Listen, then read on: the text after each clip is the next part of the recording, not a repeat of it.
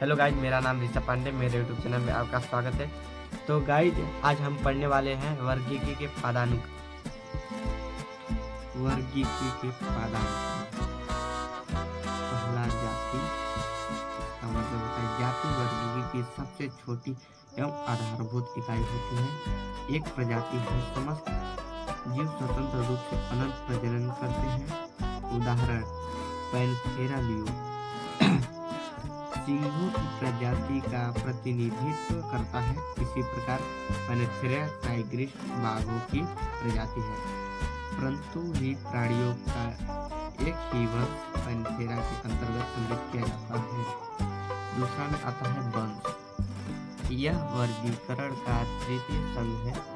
समान जीवों के समूह आपस में मिलकर एक वंश जेनस बनाते हैं।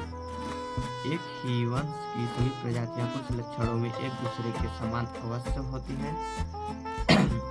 ये लक्षण अन्य जातियों में ही पाए जाते हैं। उदाहरण पैंथेरा एक वंश है जिसके अंतर्गत 3 प्रमुख प्रजातियां सिंह, चीता एवं बाघ सम्मिलित किए जाते हैं। इन तीनों प्राणियों के वैज्ञानिक नाम निम्न अनुसार पैंथेरा लियो सिंह को कहा जाता है, पैंथेरा पारडस चीता को कहा जाता है, पैंथेरा टाइग्रिस बाघ को कहा जाता है। वंश जेनस पैंथेरा के सभी जीव एक दूसरे के लगभग मिलते जुलते हैं, परंतु ये वंश फेलिस के अंतर्गत आने वाली बिल्लियों कैट्स की भिन्न होती है। तीसरा में है फैमिली, उसको बोलते हैं कुल। यह एक ऐसा स्वर्ग है जिसके अंतर्गत एक समान लक्षणों वाले एक या अधिक वंशों को सम्मिलित किया जाता है। उदाहरण है पहला सिंह, चीता, बाघ एवं विभिन्न प्रकार की बिल्लियां को कुल फेलिडी के अंतर्गत रखा गया है क्योंकि इनके कुल लक्षण समान होते हैं। दूसरा, कुत्तों एवं लोमड़ियों को एक ही कुल कैनिडी में सम्मिलित किया गया है क्योंकि इन्हें कुछ लक्षण एक समान होते हैं। तीसरा में है दाल प्रदान करने वाले के सभी वंशों को पैपिलियोनेसी कुल में तथा धान्य प्रदान करने वाले सभी पौधों को ग्रेमिनी कुल में रखा जाता है। चौथा में आता है गण। कुछ समान लक्षणों वाले कुछ आपस में मिलकर एक गण बनाते हैं। उदाहरण कुल कैनिडी एवं फैलिडी के कुछ लक्षण मिलते जुलते हैं।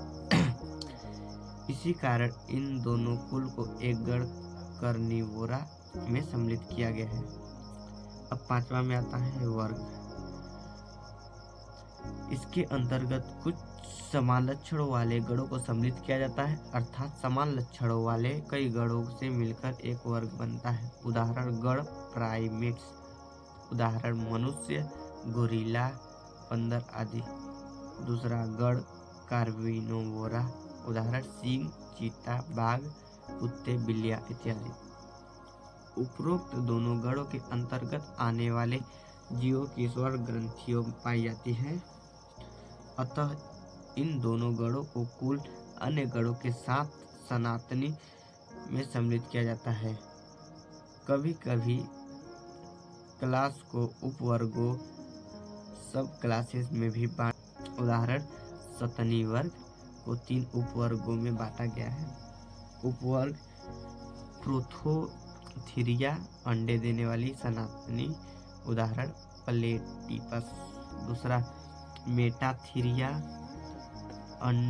अल्प विकसित बच्चों को जन्म देने वाली सतनी, उदाहरण कंगारू। तीसरा में है यूथीरिया पूर्ण विकसित बच्चों को जन्म देने वाली स्तनधारी प्राणी, उदाहरण मनुष्य। अब चौथा में आता है, अब लास्ट छठवां में संघ। समान लक्षणों वाले कई वर्गों के एक संघ फाइलम बनाता है। उदाहरण संघ कार्डेटा के अंतर्गत एक एम्फीबिया, रेप्टिलिया, एवी तथा मैमोलिज को रखा गया है। इस वर्गों के अपने विशिष्ट लक्षणों के बावजूद कुछ समान लक्षण भी होते हैं जिसके आधार पर उन्हें एक संघ में रखा जाता है, जैसे नोटोकार्ड, तंत्रिका, रज्जु तथा गिल का पाया जाना। संघों को उपसंघ या सुपरफाइलम में बांटा जा सकता है। पौधे के संदर्भ में संघ के स्थान पर प्रभाग शब्द का उपयोग किया जाता है। अब 7वां में है जगत। यह वर्गीकी का सर्वोच्च सर्वांग होता है, जिसके अंतर्गत कुछ लक्षणों में समानता प्रदर्शित करने वाले कई संघों या प्रभागों को सम्मिलित किया जाता है। उदाहरण: समस्त जंतुओं को जगत जंतु में तथा समस्त पौधों को पादप जगत में सम्मिलित किया जाता है। उपरोक्त वर्णन को समझने के लिए यहाँ पर कुछ जंतुओं और पौधों का वर्गीकरण दिए गए हैं।